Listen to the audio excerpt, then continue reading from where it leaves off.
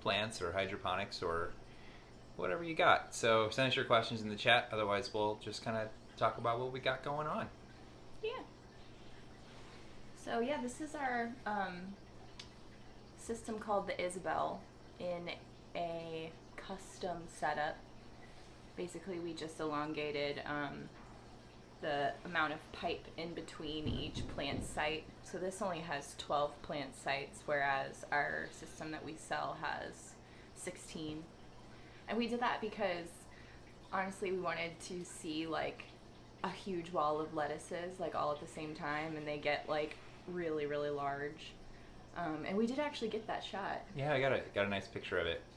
But yeah, so for now we actually have we've cut down a bunch of stuff, and we got like some stumps left, which is kind of fun. Last night we chopped this basil to so this is a lettuce leaf basil. These are the roots. Oh my goodness, isn't that? Oh, I'm just getting it all over. I'm getting it all. Thank you. Oh, drip in there. So this is a lettuce leaf basil that we chopped down last night. You can see it looks pretty much like a stump, but this has these gorgeous roots. I actually trimmed these a little bit because they were so thick. And this is going to grow really fast. It's going to produce new leaves. We did this very same thing to Mandy's upstairs, and it's already got, gosh, just a whole bunch of buds on it. So these, especially in hydro, you can just chop them to crap, and they'll come back and give you another harvest. It's really great. But this size has been awesome for, like, we didn't know we could grow kale when we built this wall. We actually got that as a free seed from the company that we order seeds from. They just sent it, and we're like, okay, we'll try that. And it's pretty big. The leaves are as big as my head. So it would be fine probably to grow in, if you guys have an Isabel. Those are 9 inches apart, which is, we found like a good medium number for plants generally. Yeah, and the plants do look just like a little bit different than they would if they're growing in dirt. Obviously, this is a different setup. It's at an angle. The lights are this way instead of directly on top like the sun. So they grow a little bit more flat toward the light, but that doesn't affect the taste or anything like that. Well, and you said, too, the sun is not the same as these lights. Like, right. You can't, like it doesn't have UV, these LEDs. So, like, you know, we're trying to approximate something that is unapproximatable. Right. So give your plants a little bit of leeway, I guess. Give them a little bit of grace. Do we have a question? Yeah, someone asked, they're moving to a new house with no backyard. Oh, that's where we're at. Want to try this. What's the impact on utilities? So if you have the normal system, which is 8 plant sites, so 8 lights, and then a 400 gallon per hour pump to push the water up to the top, that comes out to 246 watts for 12 hours a day. So the pump runs on and off every 15 minutes, and the lights are on for 12 hours or off for 12. You can have your lights on longer than that, but the minimum we would recommend is 246 watts for 12 hours a day. And depending on where you live, that could be $5 a month or up to $15 on the high end, just depending on the energy prices of where you're at. So probably figure, I think for me it's been like between $5 and $8 a month. Yeah, that seems right. Like, I guess now would know. No, we wouldn't know, because, you know, we were home more because of the pandemic. It was hard to say, like, this is how much we used last March versus March 2019 versus March 2020, because we were home more. So yeah, it's a little hard year over year. What type of light? We use these T8 LED full spectrum grow lights. They're 24 watts. They're sold under a bunch of different names on Amazon. This one is a Bingo. Bingo, maybe. Bingo. Bingo. The ones on the wall are branded as key hung. So the thing about these lights is they're all the same. Like, same material. Everything is the same. They're just sold under different names and the prices change. Typically, you can get one of these fixtures for about $10, but in a package of multiple. I'm not gonna hit you. I'm not. I promise. But the reason that we go for these is that they're full spectrum, which means that they emulate the spectrum of light produced by the sun better than a typical light bulb. They have intensities on the red and blue end of the spectrum, which is what the plants are absorbing because they're reflecting the green part back. I know, Mandy, you're probably sick of me doing this, but this is a... Whoop, see all those nice pretty colors, the reds and blues in there? Those are the parts of the spectrum that your plant is actually using. The stuff in the middle, the yellows and the greens, it's bouncing that back. That's what you see with your eye. So the intensity of the red and the blues inside the light, what it's producing, that matters to your plants. So it's totally possible to grow houseplants with the regular shop lights. We've seen lots of people do it. But if you're growing food, these things love the light, and we just recommend you do full spectrum. We put some under lights that weren't, and they didn't do as good. They grew. Like, you could see that what they were, but it was a pretty significant difference. Someone just asked, does your site have all the nutrient stuff you need to get started? Our site? Oh, like our Etsy site? Yeah.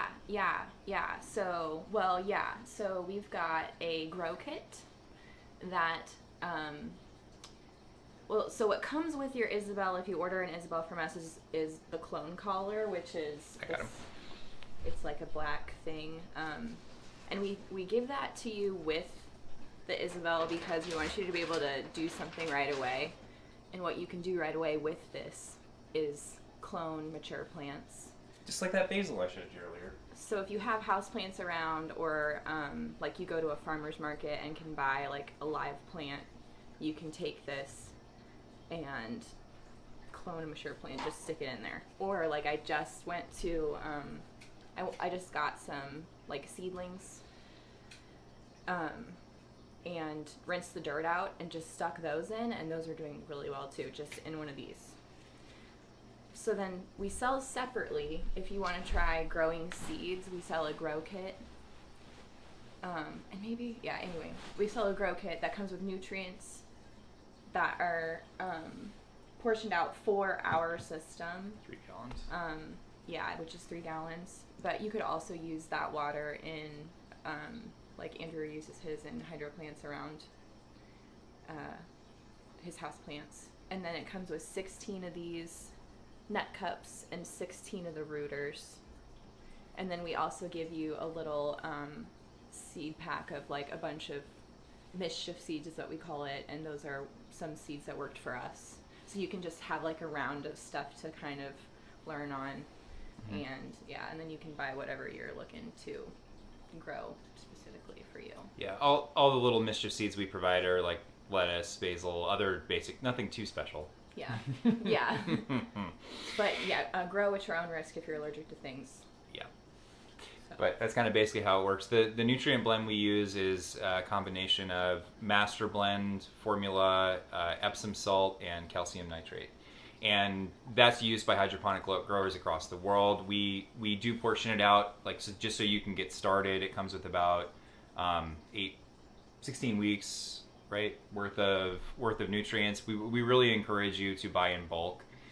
It's better for the environment that way. You can buy direct. We have links and everything for where you can find it.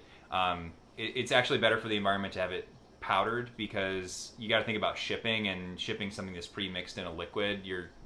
All that water is you got to carry around. So just take the water out of the equation, have the dry stuff for us, and works pretty good. And we just, there is a recent post about nutrients up, and I put a link to a good resource, which is hydrobuilder.com. They did a top 5 hydro nutrients list that included some liquid versions that you can get like locally probably where you're at. So that's a good resource to look at too. Your plants just need some nutrition in the water. Yeah. If you just grow them with water, they're not going to be very happy with you. No. You can clone with just plain water, though, if you're...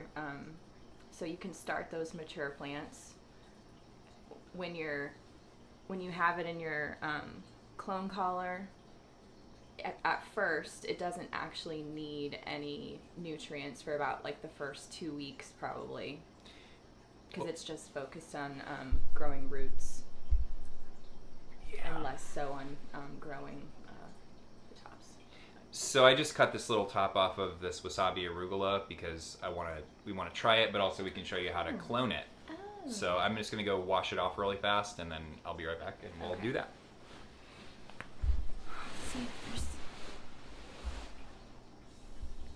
What has been the most challenging thing about growing in your apartment? That's a really good question. I think initially it was finding somewhere to grow that we were gonna be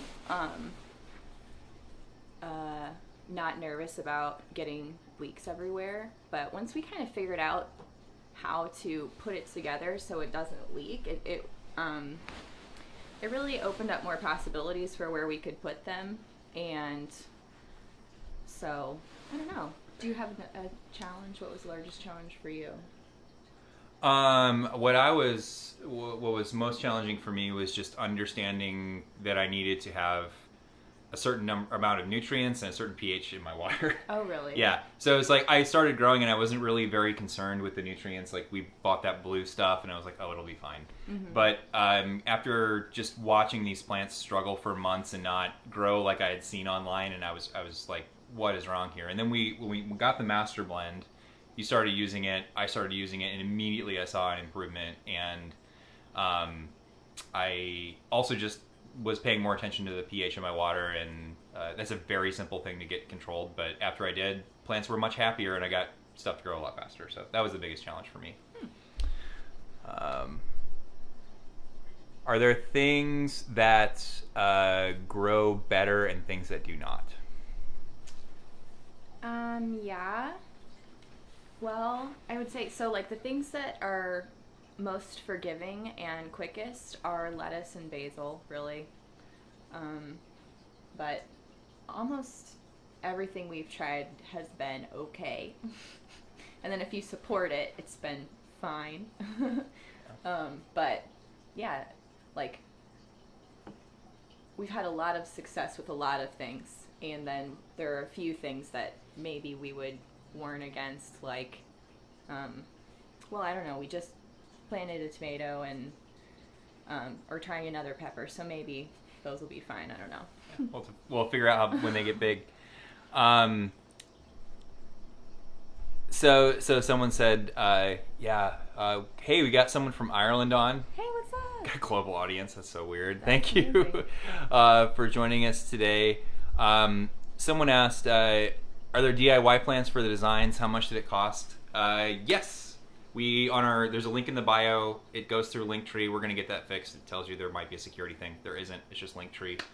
But through that, then on our Etsy shop, we have a kit that is $269. Yep. That includes all of the parts. You can also add the grow kit, as we talked about, or these light supports as well. We also have DIY instructions available on Etsy, and that includes links to sourcing all of our parts, at least the hard ones to find, because we want to make sure that everything in here is food safe. And so like the bucket, you don't want to just grab a random paint bucket from Home Depot. It's probably not food safe. You want to think about that. These are special with special lids that make it easier to pull stuff out. So we tell you where we get all that and how to find it in the DIY instructions if you're interested. But we also know that some folks have downloaded the DIY instructions and they're like, oh God, there's a lot of parts on this list. I don't want to do it anymore. And so what we're always good for is if you download the digital instructions and want the full kit, we'll give you the price you paid for the digital instructions off the kit and just get it to you. So, we did a video of trying to source your own parts. Mandy did one that's how much does it cost?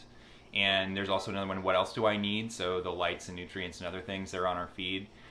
Check those out. We tried to just price check. If you were going to build it on your own versus buying from us, what's the difference? You can certainly source cheaper parts if you don't have to pay for them, but you might not have a place where you can find a food safe bucket that's the appropriate size. So we wanted to just get you how you can get one. Yeah. And a good resource if you're new to hydro or new to our channel, we do have a YouTube. If you look in the link in our bio, there's a little play button, and that takes you actually directly to our YouTube. Yeah. And we have an FAQ playlist and like how to start seeds, and that has like all the different ways that we figured out. Well, most of the different ways we figured out to start seeds, or your plants or whatever. So, yeah. Do you want to do this now? Sure. So this is a stem cutting. It's a little short. We'll just show you how we would propagate it. But it's also, this one is Wasabi Arugula. And it's still pretty small, but it was just starting to bolt, so I needed to cut it anyway. Got these little tiny flower buds starting. Shouldn't affect the flavor too much at this point, but what we would do to clone it is just kind of take off these lower leaves. We'd probably cut these in half so they stop growing. And you gotta take out the flower too. Yeah, absolutely. So I'll just do that. Pinch that off. And then I don't want to waste these leaves. No, we're gonna eat them. We're gonna eat them. Just cut these a little bit. So the reason we're cutting these leaves is so that the plant doesn't continue to give energy to them, because we wanted all the energy to go to the roots. So then we just put that on. Snap it in a clone collar. Pull this leaf off. And then all I'd have to do is stick this back in one of the little YTs and make sure that this bit is getting some water hitting it. And then in 4 to 7 days we'd have some roots, and this would be a new established plant. Which you can do that in water too. If you don't have a tower, it's just, you know. It's propagated in water just like you would a pothos. No nodes on that one though, just a stem cutting. So this is Wasabi Arugula. I don't think Mandy's tried it yet. No. I think it tastes exactly like wasabi, so let's do it. This is one of our favorite parts of this, is we get to grow new stuff. Oh my god. Right? Oh It's my like god. wasabi. That's really spicy. It's very spicy. Okay. Holy crap. That's really good. Oh my god. Sort of tingles your tongue a little bit. So it's sort of like, it doesn't taste like real wasabi, like they've grated it off. You know, we've been to an omakase dinner where they like did it for real. But like it kind of tastes like the wasabi you normally get. I think like that you normally get at a sushi place that's like imitation wasabi a little bit. So it's obviously not wasabi, but it's gone already. The heat is gone. yeah, it's gone. It doesn't stick around. That's really interesting. But I do have a weird kind of nummy feeling on my tongue. Yeah, there's like a weird kind of flat aftertaste a little bit. Yeah, I'm gonna try that one. But pesto, it's like really juicy leaf. It's really juicy. And when you crunch into it, that's when the spicy shoots out on your tongue. So I wonder, I made limoncello and we put basil in it, and it just shook it with basil, like cut off like this and just shook it, and it really cut the alcohol-y smell. And then we tried adding a serrano in it, but I think it was too spicy. So what if we used that? Oh yeah, just a little bit of in the drink. That would be interesting. I wonder if it would stick around though for like crushing it, or if it would just be, I don't know. I'll just Try it. Want some more? Sure. Just have it all.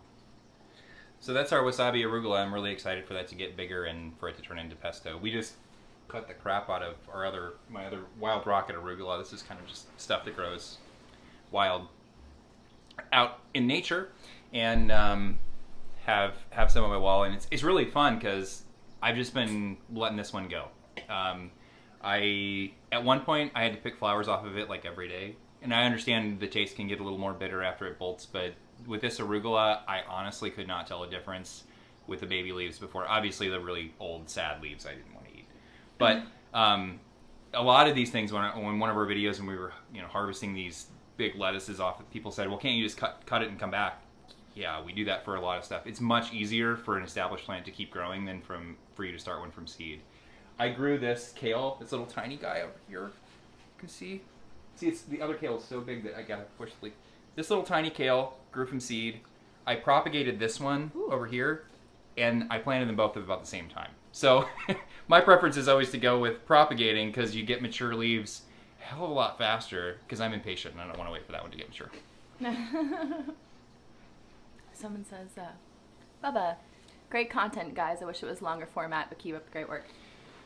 Yeah, follow us on YouTube.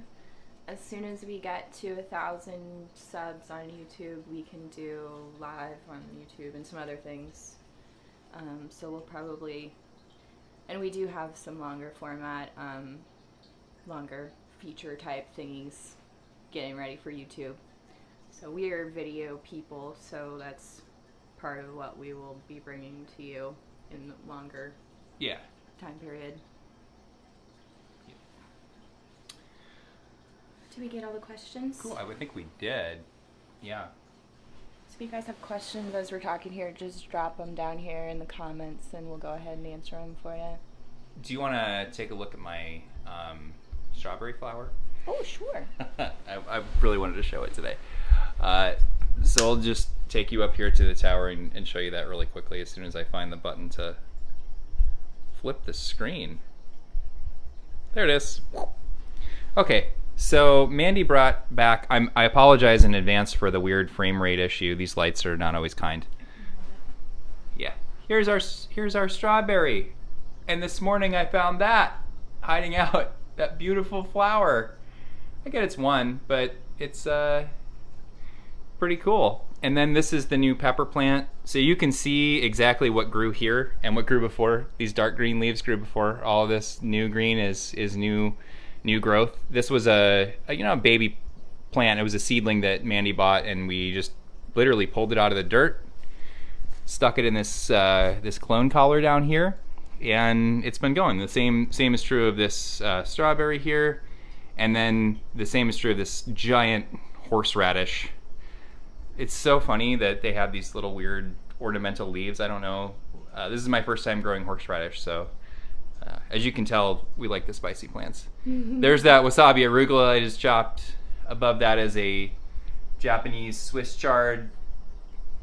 It's an African basil. I'm not sure what's going on with it. It's getting a little bit weird and leggy. I gotta take a look.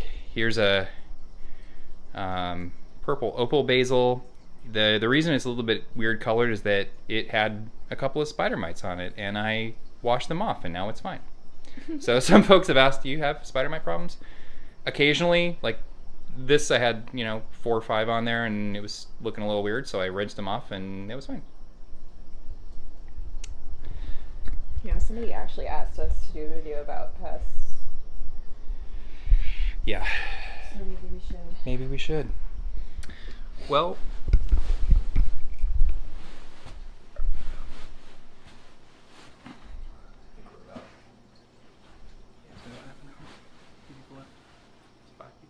yeah. Let us know what questions you have. We'll be here like 5 more minutes maybe. we're always here at 11:30 Central on Thursdays to answer your questions or hang out, talk about plant stuff. So if you are interested in hydro and you got a specific question or even a really weird, nerdy, technical one, we are in for it. So join us and give us your questions every Thursday at 11:30. We do try to hop on live when we can in between there, but for sure every week at this time. And you can also drop questions in the Q&A function, and hopefully we'll have playlists soon, and then we'll be able to organize our content a little bit better for you guys to find easier. And also, if you have a question for your home system, you can at us, like make a video and then like mention us in the comments, and we'll answer your questions that way. Absolutely. We love to see any experiments that you're doing at home, and especially if you have a question, we'd be happy to give you the advice based on our experience, what's worked for us. Cool. Cool. All right. Well, with that, I think we'll sign off. We will sign off. So thanks everybody for joining us, and we'll see you next week.